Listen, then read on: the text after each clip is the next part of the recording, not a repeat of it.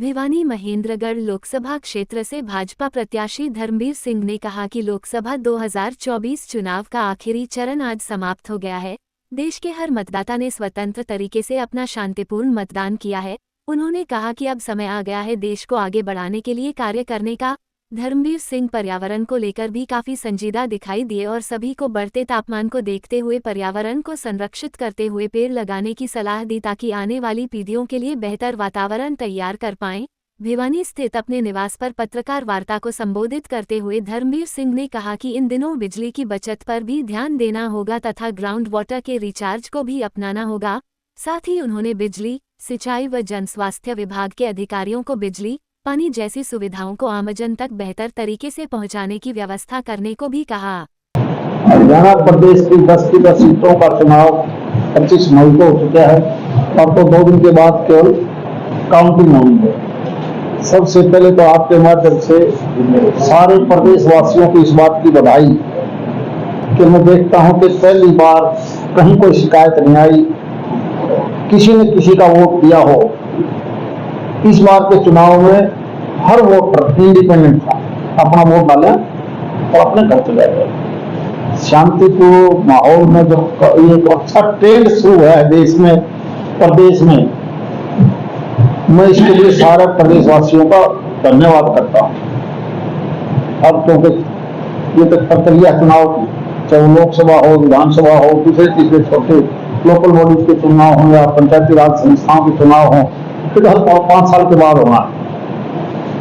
इसलिए हम सब ने मिलकर, अब क्योंकि चुनाव खत्म हो चुके हैं, हमने अपने प्रदेश को, अपने इलाके को फिर सुचारू रूप से हम अपने जीवन कैसे जिए, वो समस्या हमारे सामने ना खड़ी है। उदाहरण के तौर पर बिजली है। इस बार जो टेम्परेचर भयानक बढ़ा है, 52-50 डिग्री सेल्सियस तक टेम्परेचर बढ़ने के कारण आप देखते हो कि बिजली का 1.5 गुना ज्यादा डिमांड आ गई और उसके कारण ओवरलोड बड़े बड़े ट्रांसफार्मर वो कहीं ना कहीं आग लगनी शुरू हुई। इसलिए आपके माध्यम से मेरी प्रार्थना कि सभी साथियों को समझाओ, अगर मुझे एक पंखे की जरूरत है चलाऊं, घर में 4 एसी हैं तो हम एक एसी चलाएं, कम से कम चलाएं, वरना ये टेम्परेचर जो बढ़ा हुआ है ये हमारे लिए बहुत दुखदायी होगा। बिजली का उत्पादन अचानक आप 2 गुना नहीं कर सकते, कहीं फिर उसी का नेगेटिव मैसेज आता है, नेगेटिव असर पड़ता है गरीब पर। कोई गांव में रहता है, कोई शहर में रहता है, पानी की सप्लाई भी बिजली से होती है। यानी हम हर आदमी को समझाएं कि कम से कम बिजली को खर्च करें ताकि ऐसी बीमारी ना पड़े। इसीलिए वो तो होकर शॉर्ट हो जाते हैं, केबल जल जाती है। वही पानी की भी यही बात, पानी क्योंकि ऊपर कम होता जा रहा है। अब दिल्ली जैसे प्रदेश का, दिल्ली जैसे शहर का हाल देख रहे हो, हमने कम से कम पानी को यूज करें, चाहे वो इंसान हो, पशु हो, खेत का हो, ताकि ये जो अचानक ग्लोबल वार्मिंग की वजह से गड़बड़ाई है। हमारी कोशिश है अधिकारियों को, स्टेट लेवल पे जो अधिकारी बैठे हैं, ACS बिजली हो, ACS इरिगेशन हो या HOD हो, उनके पब्लिक हेल्थ हो, इरिगेशन हो, बिजली बोर्ड हो, कि जो रोजमर्रा की चीज है उनको हम फटाफट करें। लेकिन इसमें हमें हर आदमी का सहयोग चाहिए। जहां तक डेवलपमेंट की बात है, अब हम उस कामों को सुचारू रूप से तेजी से करना चाहते हैं, चाहे वो रेलवे का मामला हो, रोड का मामला हो, पानी का मामला हो, हेल्थ का हो, एजुकेशन का हो। क्योंकि ये ठहरा हो भी तो चुनाव में आचार संहिता की वजह से लग जाता है, ये कहीं ना कहीं रुकावट हो। सरकारें बनती रहती है, बिगड़ती रहती है, लेकिन जीवन ठीक चले, प्रदेश ठीक चले, देश ठीक चले, ये हमारा मुख्य लक्ष्य वहां है। प्रेस वार्ता के दौरान धर्मवीर सिंह ने प्रिंट मीडिया पर निराधार समाचार छापने को लेकर भी टिप्पणी की। उनका कहना था कि उनका नाम लेकर अखबार में गलत तरीके से समाचार प्रकाशित किए जा रहे हैं, जो कि गलत हैं। उन्होंने बताया कि उनका नाम लिखकर भिवानी महेंद्रगढ़ संसदीय क्षेत्र के तहत आने वाले उच्च अधिकारियों सहित जिला उपायुक्त की चुनाव में ठीक तरीके से कार्य न करने को लेकर शिकायत की खबर छापी गई है। उन्होंने कहा कि यह एक निराधार समाचार है, वे कभी किसी की शिकायत नहीं करते हैं। उन्होंने कहा कि भिवानी, महेंद्रगढ़ व दादरी जिला के अधिकारियों ने पारदर्शी तरीके से चुनाव में कार्य किया है। तो थोड़ा सा गिला शिकवा है। मैं आज ही एक अखबार को पढ़ रहा था, एक ऐसी प्लांटेड न्यूज़ें लगने लगी जो मैं मानता हूँ प्रदेश देश इतना ठीक नहीं।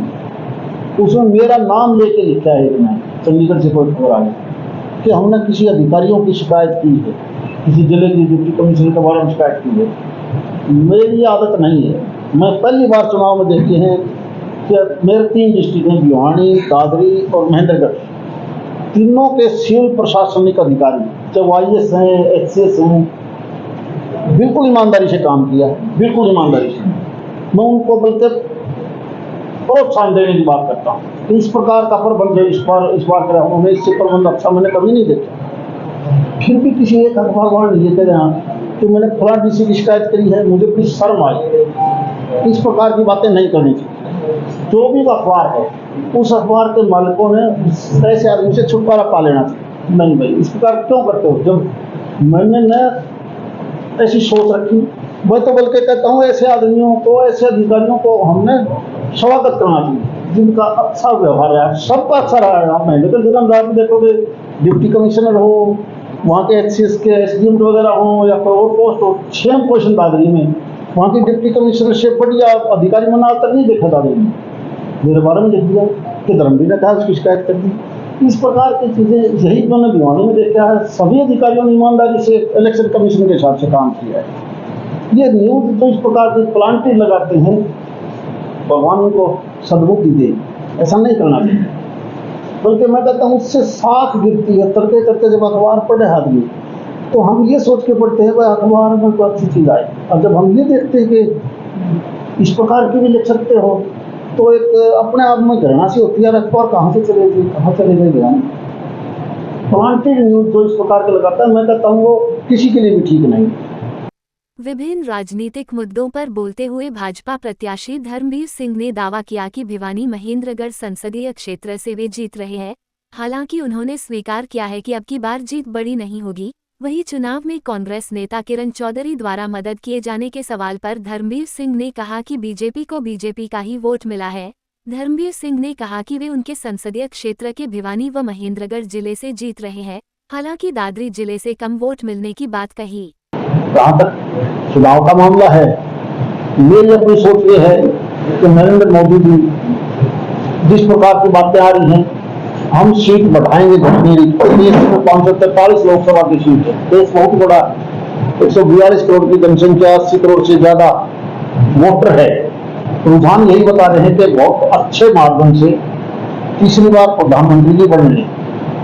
मैं हरियाणा में भी ज्यादा सीटों का तो मैं भिवानी से बात तो नहीं गया, लेकिन रुझान यही आ रहे हैं कि हम ज्यादातर सीटें जीत रहे। हो सकता है 2-3 पर मुकाबला हो। और इस लोकसभा क्षेत्र में मेरी अपनी सोच ये है कि यहाँ 3 डिस्ट्रिक्ट हैं, भिवानी, दादरी और महेंद्रगढ़। भिवानी और महेंद्रगढ़ में हमारी अच्छी खासी जीत है। दादरी एक छोटा जिला है जिसमें 2 सीट है, 7 सीटें अलग हैं। उन 2 सीटों में से एक सीट पर मैं कहीं ना कहीं अपने आप को थोड़ा सा कमजोर मानता हूँ।